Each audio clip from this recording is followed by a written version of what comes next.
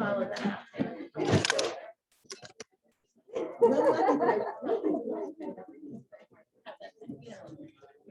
everybody. How's everybody doing?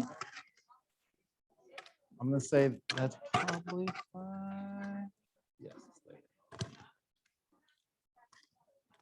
No worries, no worries. How's everybody doing? Okay, great. And I'm gonna check in on our folks on Zoom just to make sure that they are hearing me and everything is set. Oh man, I really hate that the Zoom controls are on another 2 people under the waiting room.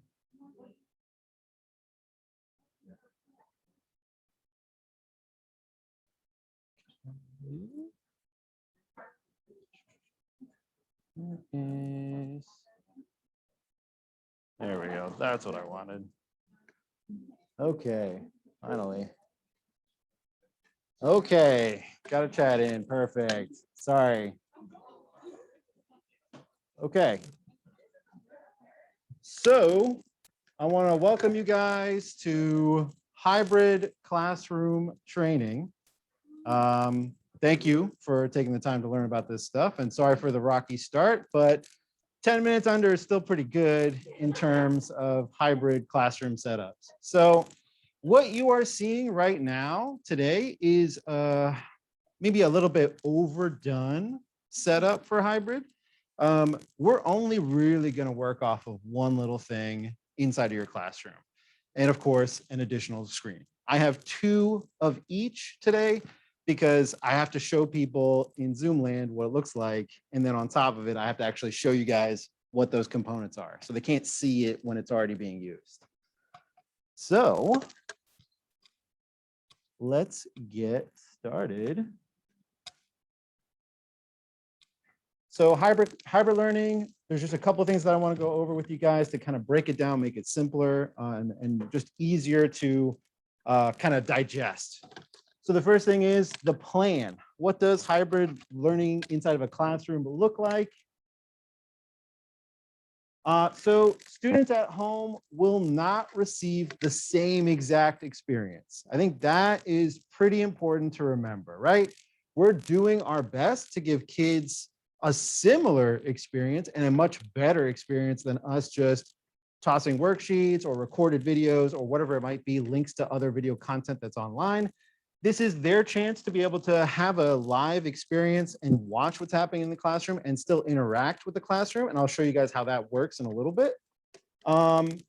Students will also receive content that's recorded. So let's say hybrid learning, it's just a little too much. It's coming on strong. And we just want to provide somebody with just a video of us in the classroom, engaging in instruction, sharing content. We can do that at bare minimum through this technology. And we don't have to do all of this. All we got to do is just use that little guy right there or this guy on a stand right here. Teachers will use their existing Zoom skills to interact with students. So last year, you guys had a little bit of a crash course in Zoom. I feel like most of you people are way better at Zoom than I am. So I get a lot of questions about Zoom, and I legitimately don't have most of those answers as opposed to people that like have used it day in and day out. Like, oh, can I create a breakout group? Can I set up breakout groups before the next one's finished? Like that's stuff that you guys have already kind of taken on and digested, and you're going to be using some of those skills in the Zoom classroom or the hybrid classroom, I should say. So how will we get there? We are going to start small. We are not going to just shoot for the moon immediately. We're going to say, hey, we understand the skills from this training. We're going to try to incorporate it in our classrooms. We don't have enough swivels and additional displays and all of these configurations set up for more than about roughly 35 classrooms. And so we're not doing every single classroom, every single teacher is doing the hybrid classroom at the same time. We're targeting it. We're focusing on specific classrooms or specific subjects. And it just depends based on the school, right? Maybe the needs are, okay, for this quarter, it's not as intensive for students to have that in-classroom experience. Maybe this next few weeks, we know that we can kind of make do. we can plan around that. The IT team will be preparing all of this equipment for you. Okay, there's not going to be any sort of expectation that you're going to have to remember all this stuff, set up all these cables, all these wires, make sure everything is set properly. I'm going to walk you through all of that stuff so that you can help yourselves, because the more you know, the more that you can help yourself, the easier it's going to be when you actually go out there and start doing this. But just know that we are going to be available to assist you guys. And we know that it's difficult to kind of like go live with it. So we want to try to show up a little bit early, make sure the actual Zoom meeting, the classroom is set up properly, so that all you got to do is just hit the button and go. And then you guys are in the training, in the teaching mode. And then, yeah, of course, we'll be available to set up your class before and available for troubleshooting. So the parts of your hybrid classroom. So I just want to give you guys an overview of the components so it's not, confusing, or exactly where an issue may occur so you can plan ahead properly. So the first thing is your swivel account. So I know not all of you have laptops with you right now, not a huge deal. When you get the chance, it's better to do so now before you're actually in the middle of a hybrid classroom. I want you to go to swivel.com and you're going to sign up for a Swivel Teams account. This account you're going to create with your E.L. Haynes Google account, and it's free. It's free. There are pro features that we may make available later, depending on the need of staff. But for now, the basic setup that we need, you just need a free Swivel account. So after I sign up for my E.L. Haynes Swivel account, I want to know what is included in my Swivel Classroom. So the first part of my Swivel Classroom, and for you people at the internet home, whatever that might be, is my cameraman. So I'm going to kind of move over here so they can see it as well. This is my swivel robot. If you see on that little slideshow, you have a couple of components there. There's the base, which is this little guy, sits on top of a stand, and this rotates. That's all it does. It doesn't do anything else. It doesn't zoom in. It doesn't do anything like that. It literally just rotates around and tilts so that the iPad that's attached to it can follow you around. The iPad with that Swivel app or Zoom app is doing the actual filming, the actual recording. The other cables that are attached to it, I'm going to go over piece by piece here in just a second, but these are the components that connect the iPad to the base, and then the base to your laptop. And if you look down here, we have a power adapter, a power cord, all of these cables. I guess you can't see it over there. We have all these cables that are basically terminated at the foot of this stand, and they follow and I know you guys can't see it in the Zoom meeting, but there's basically just a pathway of cables that are taped down on the floor. IT will do that for you guys. It's basically the pathway that follows over to where your laptop's going to be day to day. So this area, this can't change that often, and the stand's position can't change that often. It's not impossible to move it. That's why we tape it down. But just know that we're going to have to retape it. We're going to have to reset up a pathway every time we do move it. So if you put that swivel iPad stand at a certain spot, that's going to have to live in that spot for a little bit while you, like for all your hybrid or future hybrid classrooms. The iPad that sits on top launches the Swivel app. It connects to the robot and it joins Zoom. So I kind of went over that. It's the brains of that operation. And then the swivel base, the other thing that I want to show you guys too is the swivel base comes with one of these guys, a swivel marker. So this actually sits in the back of my base. There's a little slot in the back here to charge. There's 2 additional markers that we keep inside of cases like these. And you guys will be getting a case like this with additional markers and an additional charger for those markers. And so you could use those additional markers, turn them on simultaneously, put them around your classroom so that kids at home can hear some students inside your classroom. So if there are maybe a small group session or something like that, you can, it's not going to be perfect, you can push in some of that audio back to the Zoom participants.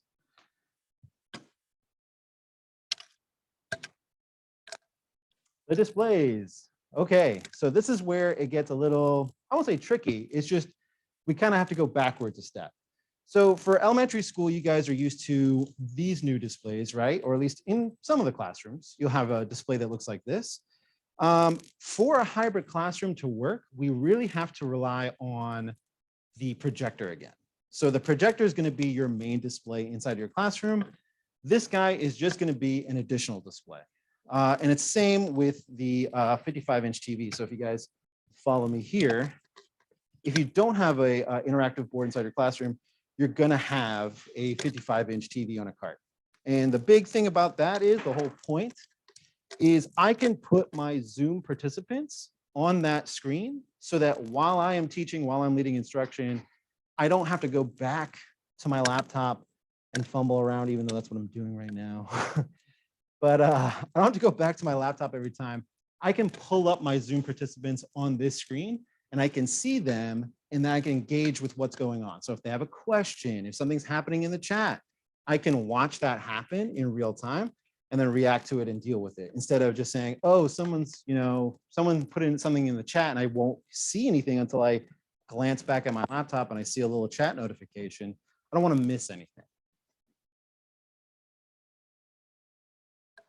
Your laptop and your document camera. Actually, Jose, can you do me one quick favor? I'm realizing we don't have a Como in this classroom. Can you grab me a Como document camera? So your laptop is obviously the thing that facilitates the whole Zoom meeting. Your connections to your laptop basically get everything together. The microphone from this marker, the iPad charging cable, whatever it is, it's all plugging into my laptop. Then my laptop is plugging into my projector. And so it's basically bridging the gap between what the kids in the classroom are seeing right now and what the kids at home are seeing. And then the last component of that is the document camera that we've installed. So over at the middle school, they have USB document cameras. Here at Kansas, this past summer, we spent a bunch of time trying to upgrade every classroom to a USB document camera, for the sole purpose that any classroom can be used as a hybrid classroom. And to facilitate that, you're going to need a document camera that can share its video onto the laptop. So most of your document cameras are probably like this guy, this older Epson, this white one. That's not directly connecting to your laptop. It's directly connecting to the projector. Kids at home are not going to be able to see that. I'm getting a lot of G chats. Okay, so hybrid pre-flight checklist. I am going to go through the steps of getting your first hybrid classroom off the ground. So when I walk into my classroom, I'm going to come in and I'm going to see an additional display somewhere. I'm going to see a swivel on a stand. And then everything else is going to be laid out for me. So cables leading up to my desk, to my location where I have my laptop day to day, my document camera, same thing. It's all going to be sitting there ready for me. All I have to do is put my laptop down and just connect everything and then log in. So I'm going to go through each one of those steps. I'm going to break it down so that you guys are cool with the whole process. Okay, so the first step, thanks, man. Appreciate that.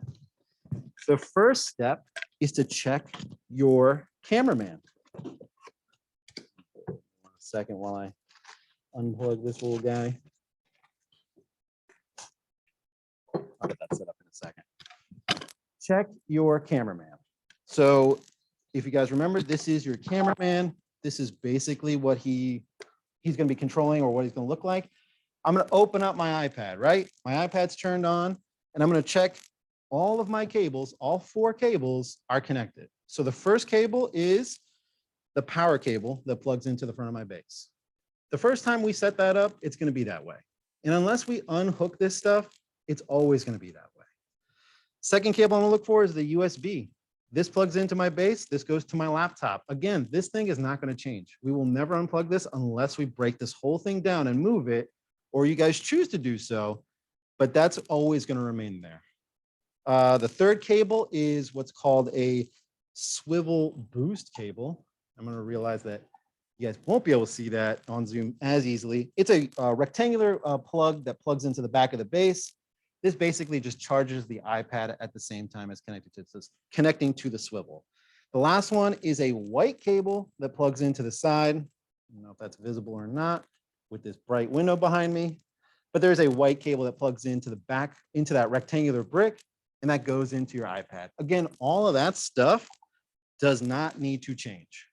So day to day, as long as I'm not taking that iPad, disconnecting everything, moving the swivel stand or whatever that might be, I can keep that up the way that it is and then reconnect if I have to. If there's any sort of like issues where I had to take care of the iPad, move it to somewhere else, I can reconnect that. And I will get to what it looks like at the end of the day when you break down so that you will have everything ready for the next day just as easily. Okay, so I checked all my four cables. I checked that my iPad and base and marker are charged. So if everything is plugged in, it's charging. I powered it on. I pressed this little power button on the front. It turns my swivel on. I'm going to simulate that right now. When it does so, it's just going to do like a really quick calibration thing. On the screen of my iPad, it's going to ask me if I want to allow the Swivel Teams app to control my robot. I'm going to say allow. I'm going to sign in to my Swivel app with my Swivel account that I made so that I have everything set up. And by default, right now, it's going to tell that, hey, there's a cable plugged into this robot. The iPad will control this robot now. It'll tell you that the robot is connected. The last little bit is I pull the charger out the back after a night's worth of charging, and I press and hold a little gray power button on the side here. And then in a little bit, there's a blinking red light that will turn solid green. And now I see a solid green light here on my swivel base. That means that it's connected to my marker. And if I hit the little middle button, it's going to start tracking me here as well. So this is my microphone for Swivel 2. I've got my microphone here for Swivel 1. And now I am basically ready. If I remember everything, log into Zoom was the last one. So I'm going to go back to the iPad real quick. I'm going to get out of my Swivel app. I've done all of the setup. I'm just going to jump into Zoom, sign in with Google. And I'm going to sign in with my E.L. Haynes email address.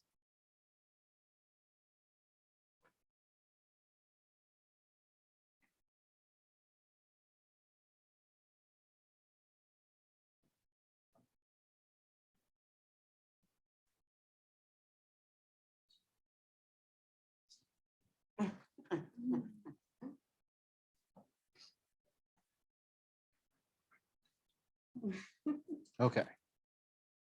And then it's going to prompt me to sign in with my phone, which is great.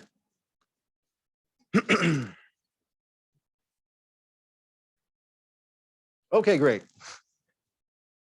If you can tell through the Zoom, there it is. You'll see that Zoom app now shows that I'm signed in. I can go, yeah, that's fine if you want to access my calendar. That's totally cool. I can go in and see my meetings that I'm part of. Hopefully. It's probably gonna take a second to, it's gonna take a second to, oh, I see, because it's signed into a different account. 1 second.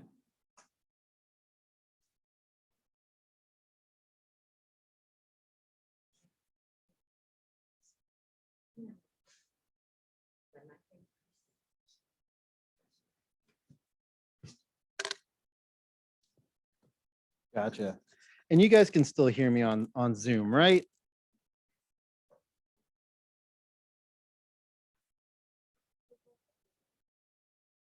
Got it. Cool. So I have joined. Just to recap. I powered on my iPad. I made sure that my marker is charged, powered on. I've turned on my swivel base. All my cables are connected. And now I logged into Zoom. I did one step further. I joined the Zoom meeting, but that's going to come up in just a second here. So I've logged into Zoom. My cameraman is ready to go.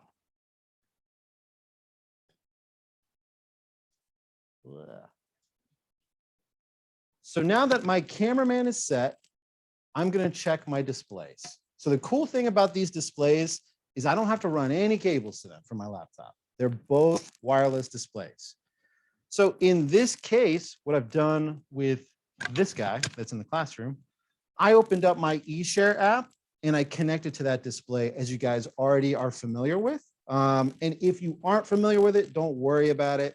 That is something that I have videos for, and I can show you guys. I don't want to just disconnect this right now and go through it. But the eShare app itself will allow you to display onto a second display, and then you can just drag whatever items you need to drag over there. In fact, as I say that now, I'm going to go ahead and stop my share.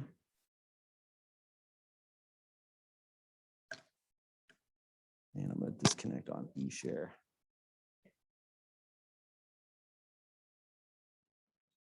Okay, so I'll go through that right now, that process. I feel it's important. So on my board,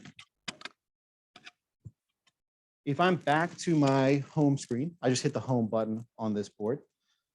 In the middle or the bottom middle, I'm going to see something that says screencast. I'm going to click on that. And then here it's going to display two numbers for me. The first number is a PIN code to gain access to the board. The second number is an IP address. So I open up my eShare app on my laptop, which I have open right here. I don't know if you guys can see it clearly or not, but I'll do that screen real quick.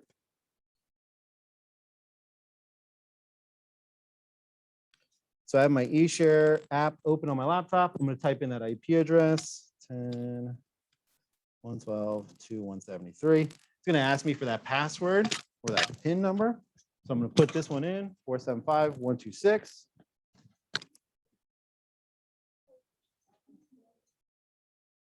And then I have an option to share my full screen. I'm going to share an extended screen. And the reason I'm doing that is I want my screen on my laptop to remain on my laptop useful while I have an additional screen that's on my secondary monitor that I can then use as a second monitor that I hook up, basically. So I'm going to go.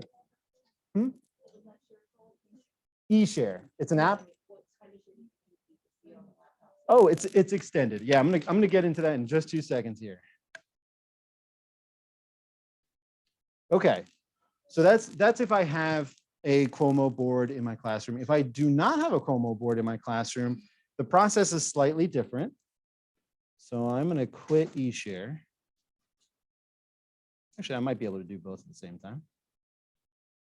And there's gonna be an in-depth video and a course on Canvas that'll show you guys all this information. So don't feel pressured to remember every little step about connecting to the additional display. All of that will also be set up for you with the tech team. But this is just helpful for you guys to know how it works. So I'm going to go to my bottom right corner of my screen. And I'm realizing nobody besides anybody on Zoom can see that. Give me 2 seconds and I will share this with you.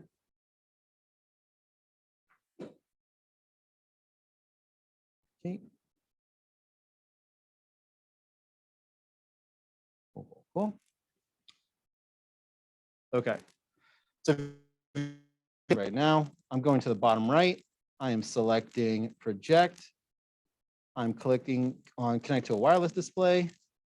And the cool thing is my TV, if it's turned on properly, is going to display the name of the cart.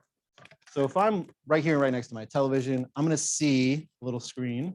I know you can't see it on Zoom, but I'm going to see a little screen right here that shows some information about it. One of those pieces of information is the actual name of the cart. So in this case, it's TV cart number 2. I'm going to connect to it. It's going to ask me for a PIN. And I will connect to that.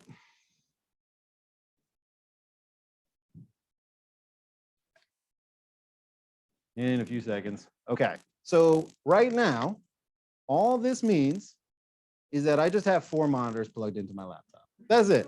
That's it. I know that's a lot. That's a lot of monitors. In this specific case, that's a lot of monitors. You guys are literally just going to be plugging in 1 additional monitor to your laptop, and that's the wireless monitor. And again, this is all going to be assisted by the tech team. They will set this up for you. but it's good to know how it works. Okay, so I have my second monitor. I have my Zoom meeting. What else do I need to do? I need to drag my slideshow back to the screen, is what I need to do. Oh, there it is.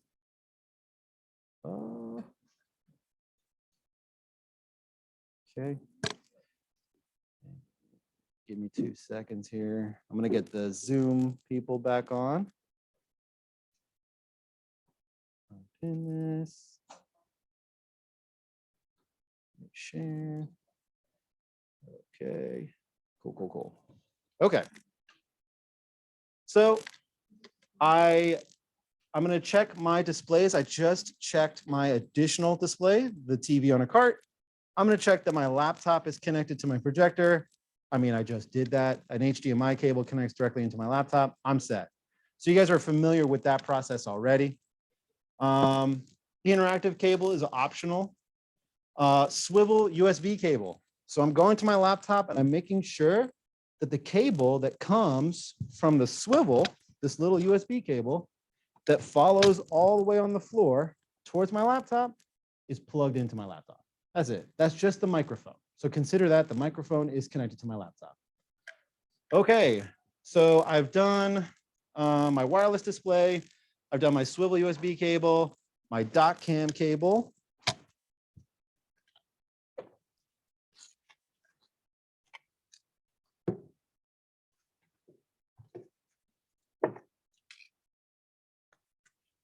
We'll do this real quick.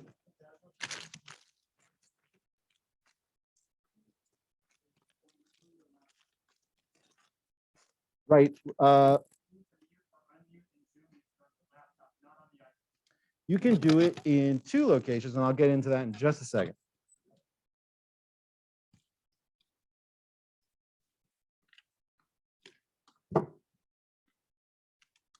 Okay. And I plugged in my camera cable. I'm back to where I need to be. I know that was a long distraction. So basically all I did was I made sure that the cable that was coming from my swivel went into the side of my laptop. I made sure that my HDMI cable is plugged into that laptop, so it's on my projector. I made sure that the document camera is plugged into my laptop, so I have my document camera. And then the last thing was I connected wirelessly to a screen. So easy. Okay. So we did all of that. Our last little bit is to make sure that our settings inside of Zoom work for us. Now, the 2 key settings to remember inside of Zoom is I want to, and I don't think people in Zoom will be able to see it, unfortunately, but I want to select the proper microphone and the proper speaker. That's the big thing. If there's nothing else that you guys take away from this meeting, this training, just remember that we have to select the right audio stuff. Okay, so I plugged my USB cable into my laptop. That's my microphone from this little swivel guy right here. I want to make sure that my laptop is picking up this marker. I need to select that microphone inside of Zoom. Now, the good news is, first time I do that, this is the last time I have to do that. Every time I open up Zoom and I have that microphone plugged in, Zoom's going to see that and say, oh, I remember last time we did this and I saw that microphone. You liked using that microphone. I'm going to go back to that microphone for you. So that's at least 1 plus to this whole system. The microphone that I want to select simply is labeled swivel audio. So as long as I select swivel audio, I know that I have this marker recording my sound and putting it on Zoom. The next thing I want to select is my speaker, and I want to use my Epson projector. So we're using HDMI that does audio and video. We want the speaker of your Zoom meeting to come out through the audio of your projector. And the reason for that is if we have stuff that we want to play for students in the classroom, we're going to 9 times out of 10 before we had these new boards, we play that audio through the projector.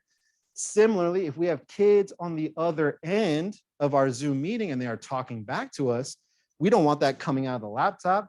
We want that coming out of the projector speaker so we can hear all of it. The other reason why I'm not using this guy to present all that, to send all that audio out of, is because I know my laptop is directly connected to the projector for audio and video. So there's not going to be an echo. So if anything you have to take away from that audio spiel that I just gave you, we're going to select swivel as the microphone, and we're going to select the Epson projector as your speaker so that we eliminate the echo if there's any echo, and we make sure that we can hear the kids at home and they can hear us. Okay. Actually, let me go back.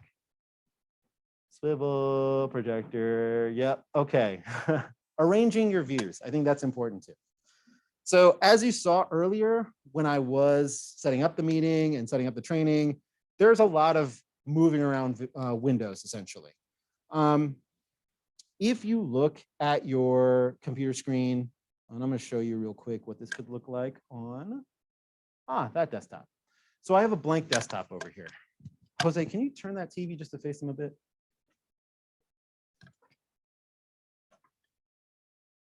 Yeah, that works. And I think Swivel will be able to sort of see it. Okay, so I'm going to turn off my tracking so it'll stay on that. So I have my blank desktop here. I'm going to right click on any empty space. And I'm going to click on, I swear, I hope that's display settings. Oh, cool. And it decides to pop up over here. So what I'm going to do is I'm going to click on a button that says identify. Identify just shows a number next to the monitor that I have on my display here. This is just kind of like, hey, if I have an extra monitor at home and I plugged it into the side of my laptop when I was at home teaching remotely, this is similar, right? I'm identifying that monitor. I can drag the monitor to either side in case I want to have it show up on the left or right. So if I take my mouse and I move it off to the left of this screen, it'll go onto this screen, and then onto the left of that screen, it goes onto that screen. That's all it is. I'm arranging my monitors based on their physical location. For now, I don't need to change anything like that. But let's say I want to set things up so that I can see what's happening on the other end of my Zoom meeting, right? So what I want to do is I want to go into gallery view. And I want to drag, I don't want to disconnect.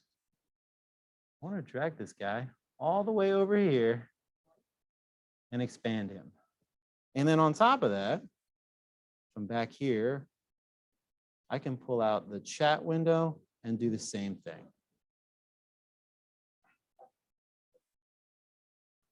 So I'm going to walk over there so that people on Zoom can see what I'm talking about. Or actually, no, you guys can see that, hopefully. So people on Zoom, basically all I did was I dragged some windows over to this second monitor, the second screen. And on that second screen, I can see the people that are participating without video turned on. And I can also see any chat that they may be sending in. And that's really the benefit. There it is. That's the benefit of having that additional display. Okay. Check your Zoom.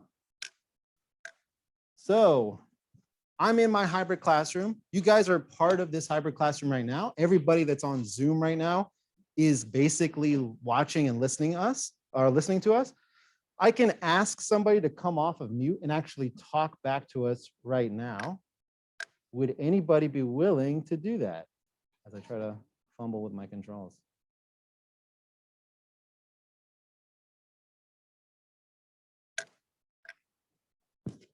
I don't know if anyone's actually paying attention through the Zoom meeting. Yeah, I was waiting for someone else to volunteer. Oh, thank you. Chad, can you hear anybody else in the classroom right now? I heard some awes, but that was it. Okay. Giovanni, I hear a lot of people, yes. So, I mean, that'll kind of give you an idea of what is possible to hear. Yeah. Hold on, let me walk over to you so that people can hear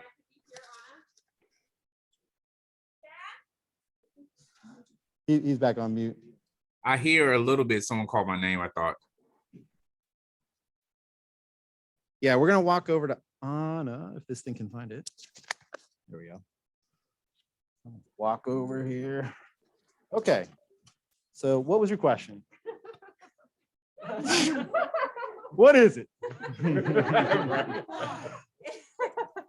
Okay, so this is how like you all received the trauma-informed Yeah. the other day. And I just realized like during that time, and I know we're working out like tech kinks and stuff like that. But let's say that one of my students is being quarantined at home and I'm teaching and actively we're in class and I'm having tech issues. And y'all know, I don't know nothing about technology. Yeah. So is there like a hotline that we should be calling for like direct assistance? Like we're in the middle of class and like I need this child to be logged in, but they can't hear me. Yeah. Or is it like submit a tech ticket and they just take the L? So, so we are offering the student support hotline to teachers that have hybrid classrooms. Okay. So if you have a hybrid classroom set up, you're about to start your day. Obviously, we're going to be there in the beginning of the day to make sure that everything is going smoothly. But Don't be in the classroom with us for a little bit. for a little bit, right? We'll make sure they get started, but we can't be there the whole day, obviously. If you run into a problem, you can call that hotline and somebody will at least be notified about it and they'll try to make it to your room as soon as possible.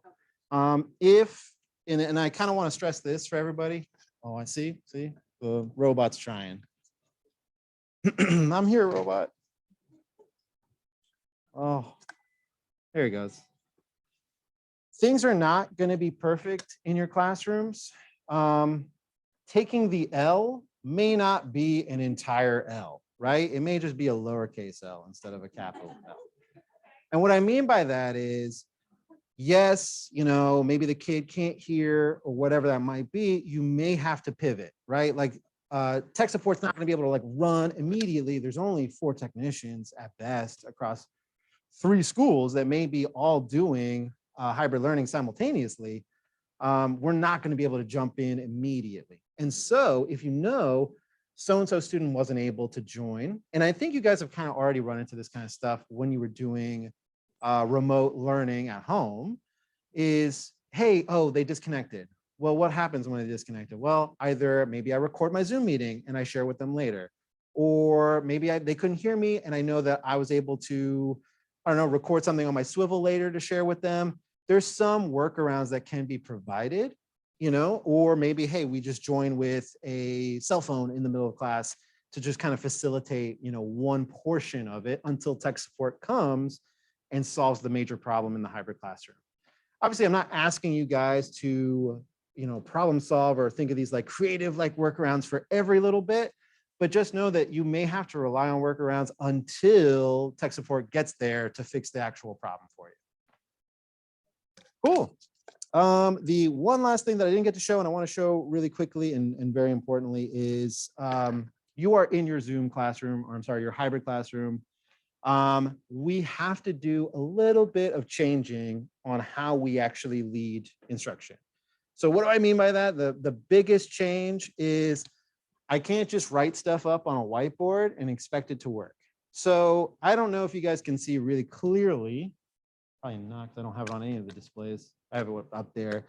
But basically the swivel camera is pretty limited, right? Like if I maybe move the swivel camera to stand right from this distance, it could possibly read, legibly whatever writing that I have on that board. So if it's something that I am writing on that board, maybe consider doing something with a document camera instead. So instead of going up to the whiteboard, I'm going to show you how to do this math problem or whatever it might be. Instead, I would double check that they can see my screen first. And then let's say,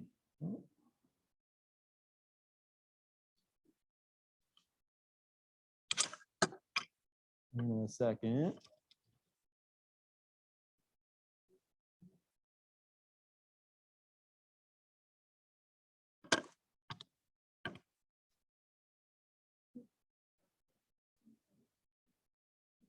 Oh, he's trying. Where is he?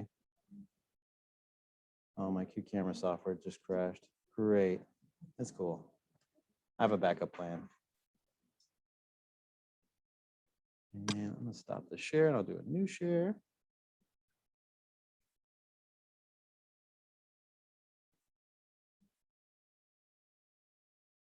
2.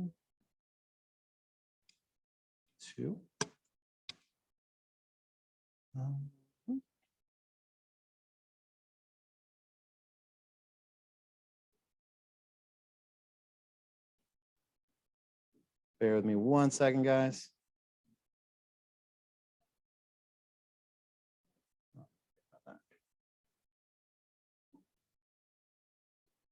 Oh, please select this already. Okay, that took a while, but I will move it here and expand it. So to bring everybody back, instead of going to my whiteboard and writing something physically on this whiteboard, I have maybe 4 students at home that are remotely connecting and watching what's going on. And it's important enough, right? Like I've determined that it's important enough for them to see this specifically. Maybe I don't do that with a whiteboard. Maybe I just draw something out with a document camera. And when I do that, I am making sure that I am sharing my screen, obviously. Yep, I'm sharing my screen. And the students at home are seeing what's on that document camera instead of what's going on. Well, actually, I think students at home are still seeing the slideshow, if I'm not mistaken. Let's go ahead and make sure that we share the right screen. Yep. All right, now, sorry about that, students at home. Now students at home are seeing what's on the document camera. And so if I am drawing a diagram, circling something that's part of a sentence, whatever it might be, consider that I have to do that with a device or something that can share that through my Zoom meeting. Yeah, question. If you're sharing your slideshow Mhm. on the big screen and you have a student come up and say like mark up a can Zoom people do that? They can. They can. That's a little bit more on the advanced side of things. It's more that's more of the interactive board features that can also work with Zoom. But at the bare minimum, what I can do is I can, annotate with, the software that's included on my laptop. Where are my tools?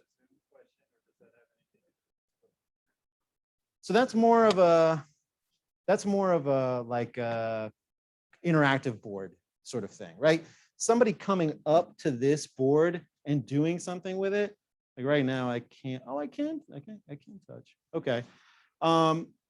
Interacting with the board and then having that go through your Zoom, totally possible. I think that's just maybe a little much for the first day's worth of hybrid classroom.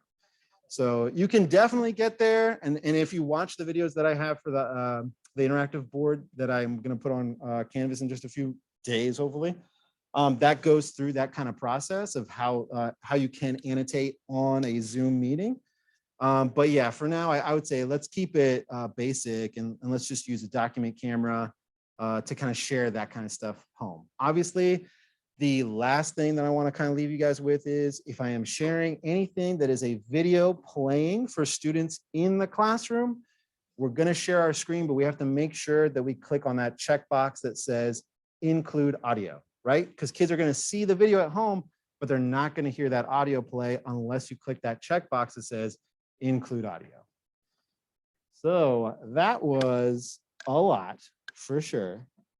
Let me, oh my goodness, my computer is struggling because I have like 15 things open now for Zoom and Swivel. Yeah. So I guess the point that I was making right now is that there's 3 values up there. And for video, the third one is the one that the audio is coming through. That's something that really confused me, is that when I needed to mute or unmute, like the one with just your picture, your portrait in there, that's the one that's connected to the audio, not the video. Yes. Yeah. So, and that one, and I thought I went through that in the beginning, but maybe not. So in the beginning of my Zoom class, in my Zoom meeting, if I turn on my laptop, it's just going to show my webcam. So in this case, if I turn this on, oh my goodness, Epson Easy Tools is just killing me right now. No, I do not want to. Yes, thank you. So if I turn on start video, it's probably going to show the document camera. Oh no, it shows me. Yeah, so students at home, I guess they'll see a third camera. You'll disable that camera if you want to. I mean, obviously you're not going to show that, but yeah, off on by default, if your video is enabled when joining Zoom meetings or starting Zoom meetings, they're just going to get this webcam right here instead of, you know, my swivel camera that's moving around or the swivel camera right here that's stationary. And so you just have to remember, oh, okay, I'm going to turn off my video so they don't just stare at, you know, a blank wall that has, you know, flags and whatever, whiteboard corner, that kind of thing. I think now is probably a good time to do questions. So does anybody have any specific questions? Or any concern? Oh, okay, one question. Well, I mean, proceeding to the audio, it looks like that 2 of those squares are getting audio from you. Is that, You said 2 squares. yeah, see, like you're lighting up over. Oh, I'm sorry. Yeah. So this one actually, if I know it's kind of confusing. This is just spotlighted for the students at home. So it's always going to have that ring around it. Whereas my laptop, which is hosting the swivel marker and the audio that way, is going to pop up every time I talk. So really, this is this is always spotlighted for students, so that if I am sharing my screen, right? If it's a desktop or if it's a slideshow, whatever it's going to be, they will see this next to it, right? Like if you've seen the basic screen share screen, it's, hey, I get to see the main slideshow, and then off to the side is the thumbnail of the video.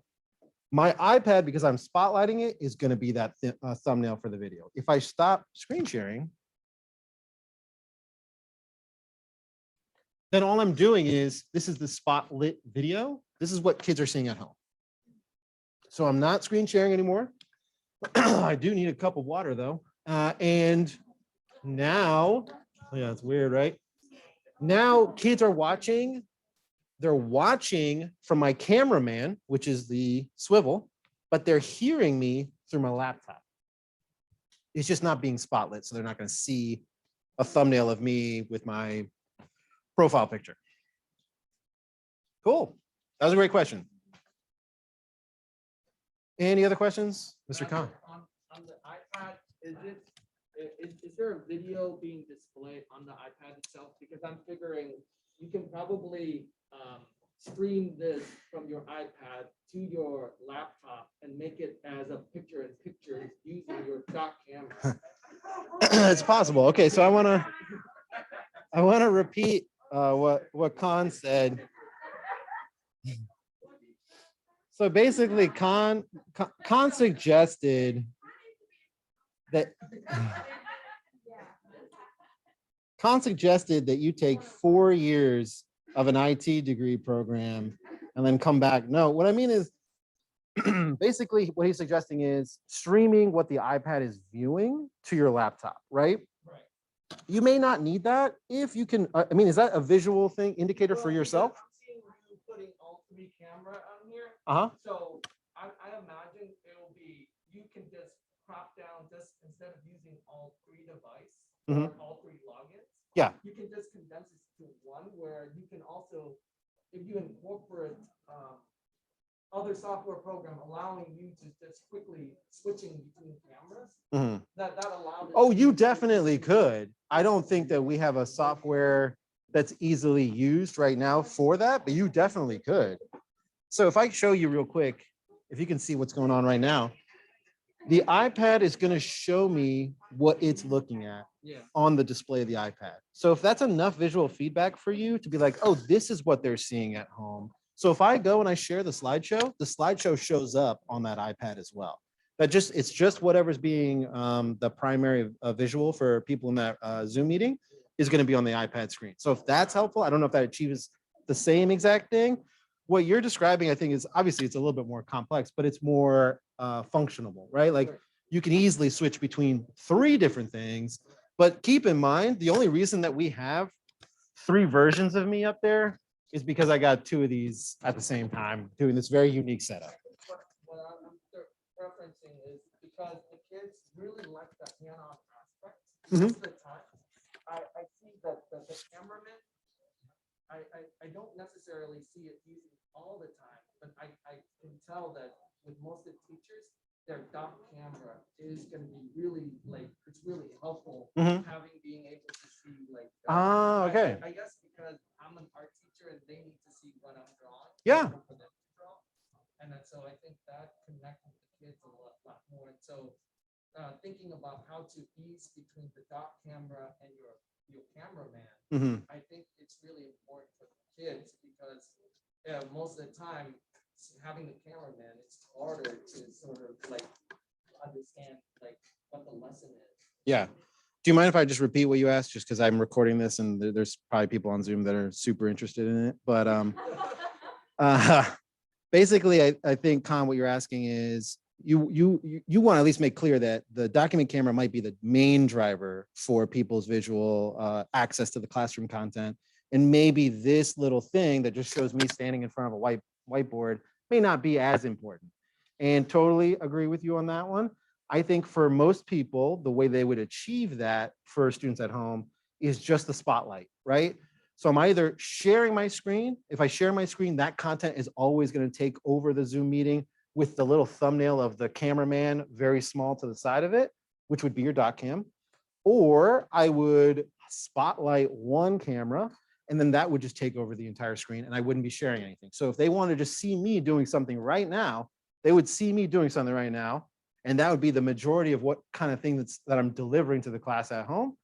And then if it was something that was important for them to see on the computer, that's when I would go to the doc cam and share the screen. And then that would be bigger than me or any other thumbnail that shows up. Now, obviously, the way that you want to do it, totally cool. It's probably going to work much better. But accessibly wise for people here today, I think just spotlighting and sharing screens is probably going to take care of that like 90% of the time. Another question. Okay, hold on. I'm gonna move over to you.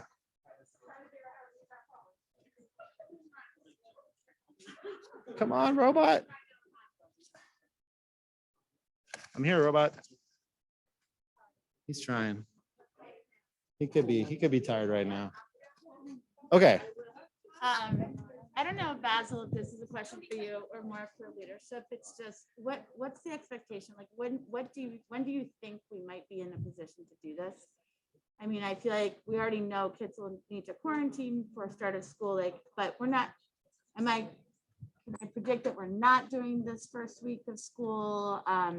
Is this gonna happen? Like now, if I'm just homesick for the day, do I also get this opportunity? Is just what is our actual use prediction? Sure, I'll hand this over.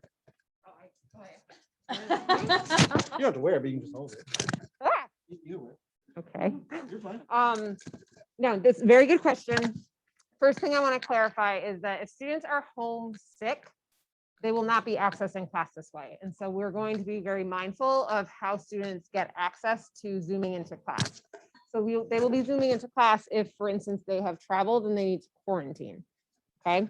But not because I don't feel like coming to school today, so I'm just going to log in from home. That will not be an option.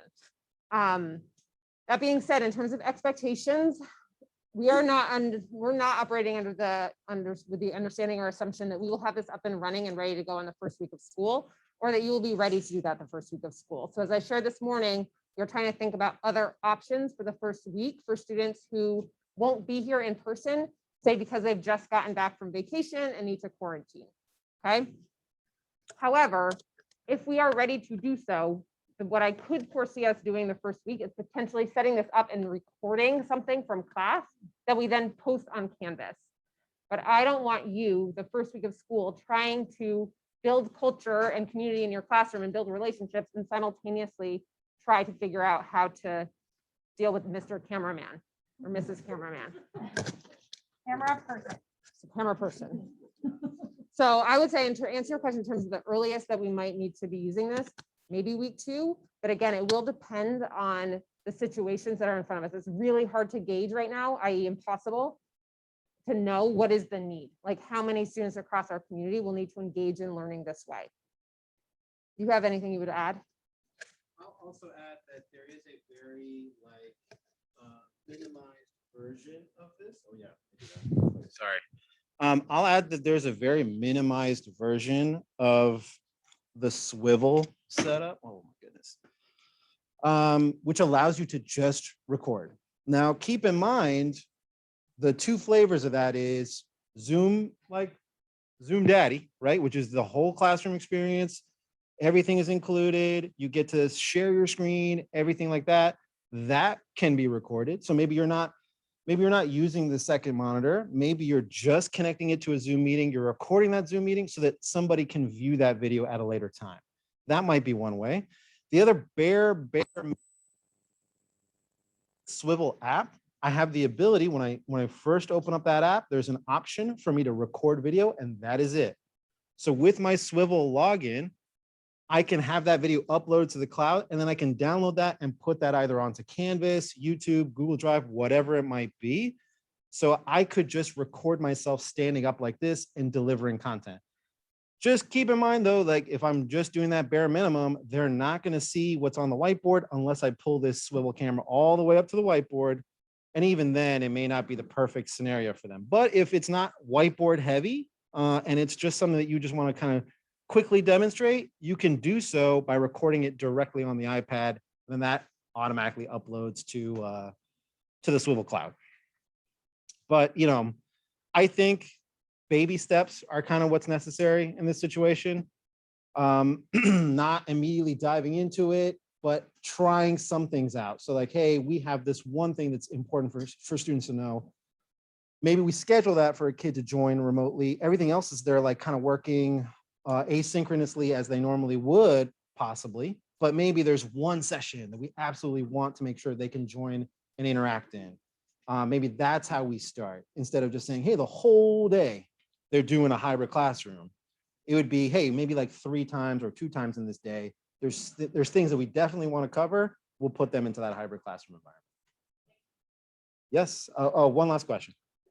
Along with your line, I don't know if this is a question for you or a question for like the broader situation, but like, I know we spent the last year teaching on Zoom. I know we've like taught in classrooms before, but this seems like a step above incorporating both. And so I guess I wonder, like, if this is going to be happening inside our classroom, is that something that we would know about before? Or are we going to like arrive that morning and it will be all set up and then kind of have to dive into it? In an ideal world, we know in advance. Unfortunately, I can't guarantee that, right? So if we know that student Michelle is traveling next week and will be coming back and needs to quarantine the week afterward, we can prepare for that. We won't always have that heads up, okay? And so I want you to be prepared to need to like implement this and have it be totally imperfect and go really badly without a lot of notice, okay? That's just the reality of the situation that we're in. We will, in the COVID guidelines, what I would draw your attention to in I think the academics document is we will be keeping like a tracker for students that either need to quarantine or have tested positive and keeping track of when they will be back. And we'll be communicating that with teams so that you know as much information as we have about how long they will be at home, okay? But the situation will come up where we have some advance warning and the situation will come up where we don't. And so I want people to be prepared for both.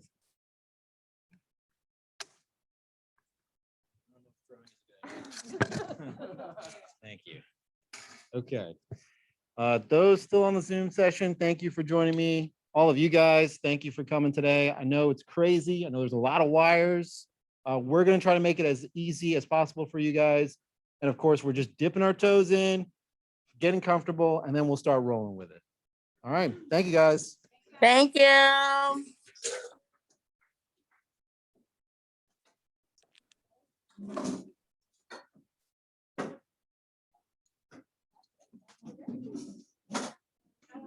Good job, man. Thank you. Let me say this, right, because I have Oh, yeah. a classroom and